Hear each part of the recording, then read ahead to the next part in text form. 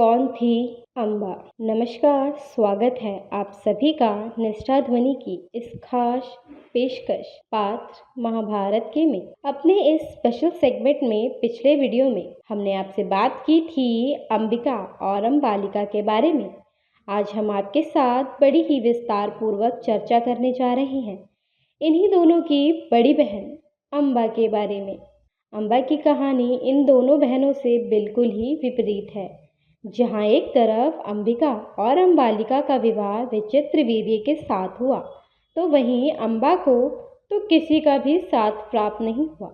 दोनों बहनें अंबिका और अम्बालिका की तरह ही स्वयंवर से अम्बा का भी हरण हुआ, लेकिन अम्बा की किस्मत उसे कहीं और ही ले गई। अपने पिछले वीडियो में हमने आपको बताया था कि शिखंडी अम्बा का ही रूप थी, लेकिन इसके पीछे की पूरी कहानी से आप अभी तक अज्ञात हैं। तो आइए अब एक नज़र डालते हैं अम्बा की कहानी पर। भीष्म द्वारा अपहरण के बाद जब भीष्म तीनों कन्याओं को लेकर हस्तिनापुर पहुंचे, तो तुरंत ही विवाह की तैयारियां होने लगी। अम्बा ने भीष्म और महारानी सत्यवती को अपने प्रेम राजा शाल्व से अपना विवाह कराने की बात कही। भीष्म ने आश्वासन दिया और उचित आदर सत्कार के साथ राजा शाल्व के पास अम्बा को भिजवाने का प्रबंध किया। अम्बा राजा शाल्व के यहाँ पहुंची, किंतु शाल्व ने अम्बा के प्रेम को ये कहते हुए ठुकरा दिया। अम्बा को वापस लौटा दिया गया। वह जीती हुई और दान की वस्तु को स्वीकार नहीं करते। अम्बा अब निराश के सागर में डूब गई थी। अम्बा को उसका प्रेम प्राप्त नहीं हुआ।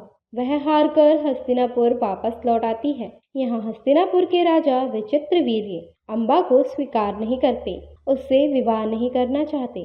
विचित्रवीर्य का कहना था, जिस कन्या ने अपने मन से किसी और पुरुष को प्रेम किया हो और उसे अपना पति माना हो, मैं उससे विवाह नहीं कर सकता।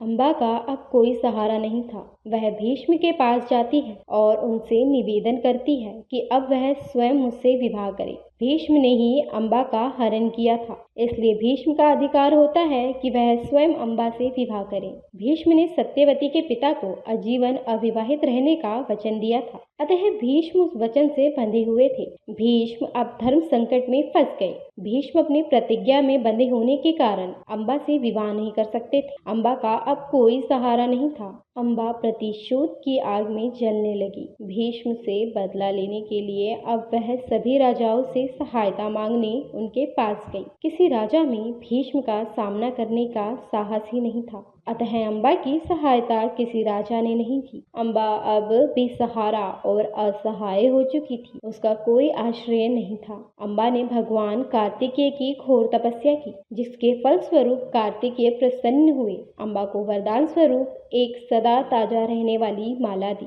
और ये बात भी बताई कि यह माला जिसके गले में डल जाएगा, वह भीष्म की मृत्यु का कारण बनेगा। वरदान देकर कार्तिकेय अंतर्ध्यान हो गए। अम्बा वह माला लेकर पुनः सभी राजाओं के पास गई, किंतु किसी भी राजा ने अम्बा की सहायता नहीं की, क्योंकि कोई भी भीष्म से युद्ध करने का सामर्थ्य नहीं जुटा सका। अंत में अम्बा पांचाल नरेश द्रुपद के पास गई। वह शक्तिशाली राजा थे, किंतु द्रुपद ने अम्बा की एक बात न सुनी और भीष्म से शत्रुता मोल लेने का सामर्थ्य नहीं जुटा पाए, अतः उन्होंने अम्बा को वापस भेज दिया। अम्बा प्रतिशोध की अग्नि में जल रही थी। अम्बा द्रुपद के महल से निकली और माला उसके द्वार पर फेंककर वहां से चली गई। अम्बा सारे क्षत्रियों से निराश हो चुकी थी। इसके बाद अम्बा भगवान परशुराम के पास जाती है। परशुराम जिन्होंने इस पृथ्वी को क्षत्रियों से मुक्त किया था, यह आशा लेकर अम्बा उनकी शरण में जाती है। परशुराम को अपनी पीड़ा और पूरे घटनाक्रम को सुनाती है। परशुराम अम्बा के दुख से दुखी हो जाते हैं। परशुराम अम्बा की सहायता के लिए भीष्म को युद्ध के लिए ललकारते हैं। भीष्म भी क्षत्रिय थे। ललकार सुनकर मैदान में आ जाते हैं। दोनों महान योद्धा थे और ब्रह्मचारी भी। युद्ध कई दिनों तक चलता रहा, किंतु अंत में परशुराम अपनी हार मानकर पीछे हट गए। अम्बा की समस्या का कोई हल नहीं निकला। उन्होंने अम्बा को कहा, पुत्री, मैं तुम्हारे लिए जितना कर सकता था कर दिया, अब मेरा सामर्थ्य नहीं है। अम्बा को यहाँ भी निराशा हाथ लगी। वह दुखी होकर भगवान शिव की घोर तपस्या करने लगी। भगवान शिव प्रसन्न हुए और अम्बा को मनोकामना की पूर्ति का वचन दिया। भीष्म की मृत्यु अगले जन्म में तुम्हारे द्वारा ही होगी, यह वचन भी दिया। अम्बा यह वचन सुनकर यथाशीघ्र वहीं एक चिता तैयार की और अपने प्राण त्याग दिए।